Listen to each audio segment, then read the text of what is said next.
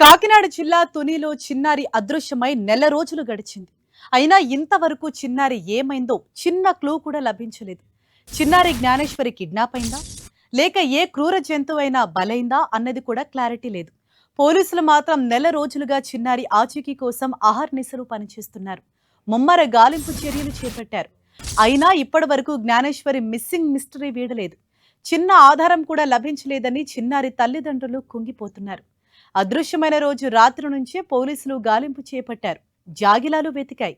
NDRF, అటవీ శాఖ, హనుమాన్ బృందాలు శోధించాయి.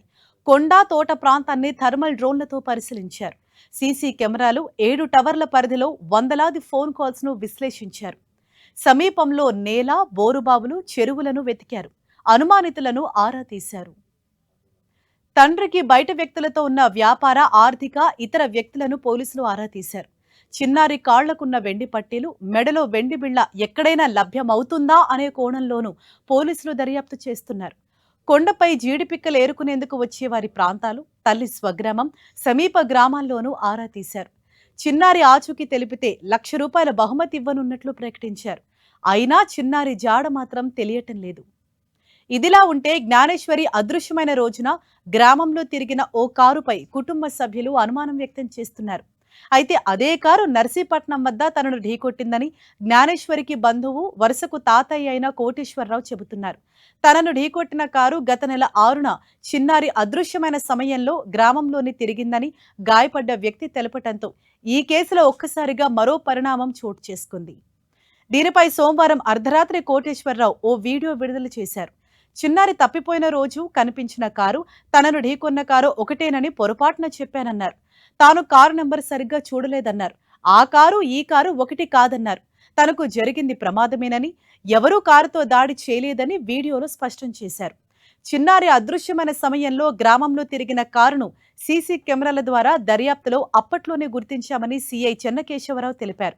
ఈ కారు గ్రామంలోని ఆ రోజున ఓ శుభకార్యానికి వచ్చిందని తాము అప్పుడే నిర్ధారించుకున్నామని, ఈ కేసుకు కారుకు ఎటువంటి సంబంధం లేదన్నారు.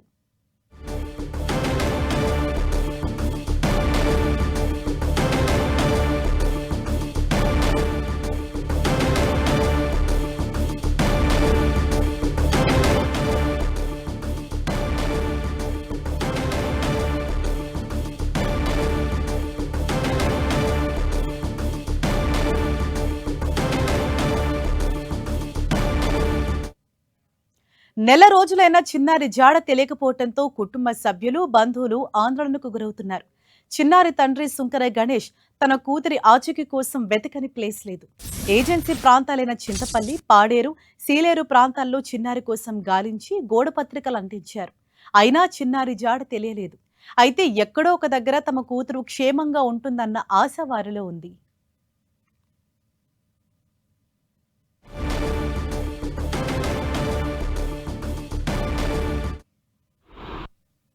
వచ్చి ఏ అజుకు తెలియలేదు.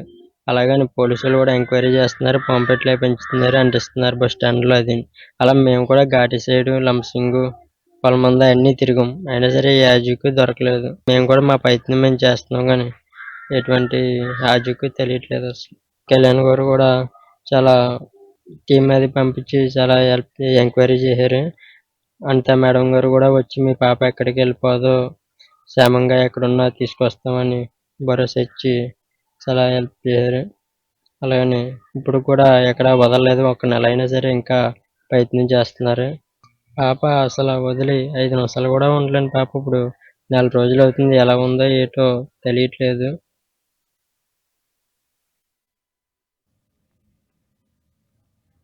తమ చిన్నారిని ఎవరైనా కిడ్నాప్ చేశారేమోనని అనుమానం వ్యక్తం చేస్తోంది జ్ఞానేశ్వరి అమ్మమ్మ. ఎవరైనా పాపని తీసుకెళ్లి ఉండొచ్చని చెబుతున్నారు. కిడ్నాప్ చేసుంటే తమ చిన్నారిని అప్పగించాలని కన్నీరు మున్నీరయ్యారు.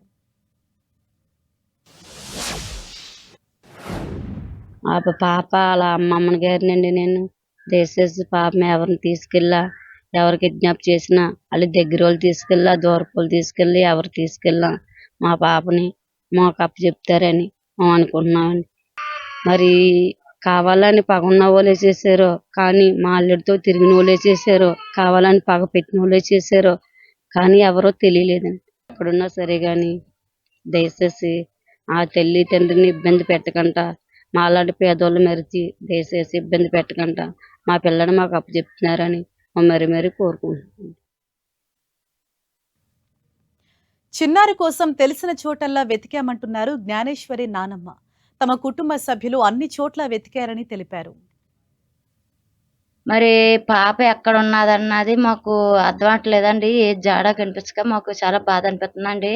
4 రోజులు అయిపోయింది కదా, వస్తుందా రాదా అని మాకు నమ్మకం తోయలేదండి. మరి ఎవరు తీసుకెళ్ళిందన్నది మాకు తెలియలేదండి. మరి పాప మరి ఏమైందన్నది, మరి కిడ్నాప్ అయిందో అది ఎవడేం చేశాడన్నది తెలియలేదండి. మరి మరి పోలీసు వాళ్ళు చూస్తే పోలీసు వాళ్ళు చేస్తున్నారండి, మన వాళ్ళు చూస్తే మన జనం చేస్తున్నారండి. మరి దేని వాళ్ళు చేస్తున్నారా, నెలకి కాడ నెలుగుతున్నారండి. వాళ్ళు చేసేది వాళ్ళు చేస్తున్నారు, మనం చేసేది మనం చేస్తున్నామండి. మరి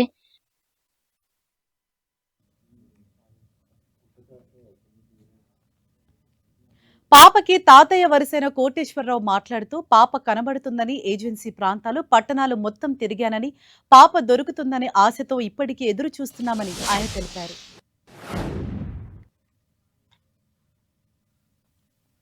ఇప్పుడు తప్పిపోయి 4 రోజులు అవుతుంది పాప ఆచూకీ తెలియలేదు ఇప్పటి వరకు కూడా. డిపార్ట్మెంటు చాలా కష్టపడుతున్నారు, రేయనక పగలనక రాత్రనక కష్టపడుతున్నారు. ఇప్పటికీ కూడా పాప ఆచూకీ దొరకలేదు. పాప కనబడుతుంది అలాగని చెప్పేసి అని ఏజెన్సీ తిరిగాము, ఘాటీలో తిరిగాము, కేడీపేట తిరిగాము, ఇటు రాజమండ్రి తిరిగాము, తణుకు వెళ్ళాము, కాకినాడ వెళ్ళాము, ఇటు వైజాగ్ దాకా వెళ్ళాము.